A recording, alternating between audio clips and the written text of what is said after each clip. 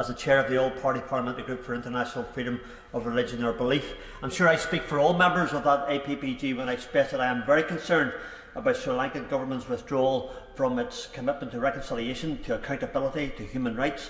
And I'm also very concerned about the treatment of religious or belief communities within Sri Lanka. The UN Special Rapporteur for Freedom of Religion or Belief, Dr. Ahmed Shahid, visited Sri Lanka and noted that there were frequent reports of acts of intolerance and the failure of the state to protect individuals and communities targeted by such hostility. Dr. Shahid also said Muslim communities and new Christian churches face a range of harassment and assaults that ranges from interruption, damage to places of worship, physical assaults on clergy, intimidation, mob violence, restricting the use of places of worship, the obstruction of religious rights, incitement to violence, and many, many other acts of intolerance. Indeed, since the beginning of 2015 to the end of June 2019, the National Christian Evangelical Alliance of Sri Lanka has documented an estimated 387 attacks or violations targeting Christians specifically.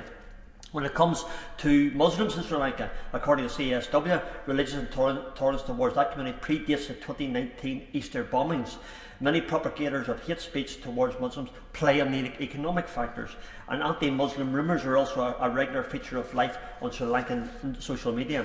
Since the bombings, Sri Lankan Muslims have faced an upsurge in violation of their basic rights, as well as assaults and indeed other abuse. And this lack of accountability that abusers and perpetrators of violence face in Sri Lanka is a problem that was raised by many different communities to the Special Rapporteur. The unwillingness of the authorities to protect communities against threats and acts of violence. And we have to address the issue of the legal basis, as the Sri Lankan government constitution declares. Buddhism shall be given the foremost place by the state. And a 2003 Supreme Court ruling determined that the state was constitutionally required to protect only Buddhism. This gross violation of human rights puts into law the government's refusal to treat all religious or belief communities fairly. They should all be treated the same. Sri Lankan state is particularly not responsive to violence and abuse against women. Women's experience of ethnic religious hostility, including the violence, the displacement and the stereotyping, do not receive attention or redress. Women also experience gender-specific hate speech and human rights violations. And moreover, women's human rights activists appear to be at risk from fundamentalist members in their own religious communities.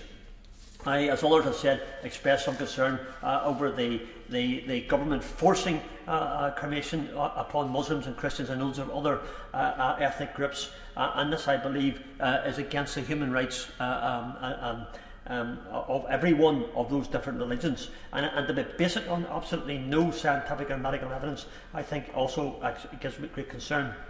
I would like to see that those in position of power are to be made accountable for their war crimes by bringing them to court, take away their assets and their travel bans. And Sri Lanka, with the influence of hate speech, legal discrimination and impunity for violent actors, will only serve to cause more conflict and violence in Sri Lanka in the long run. I always like to leave a scripture text, Mr. Deputy Speaker. I do that in all these debates because it's important to do so.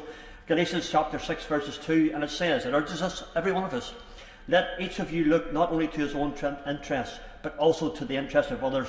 The people of Sri Lanka, I believe, are crying out for that very help. I urge the Minister, for the sake of every community in Sri Lanka, to use all channels available to him to encourage his Sri Lankan counterparts to commit to UN Human Rights Council resolution of the 30th of March and to the protection of freedom of religion or belief for all. We are here to speak up for those who have no voice. Thank you.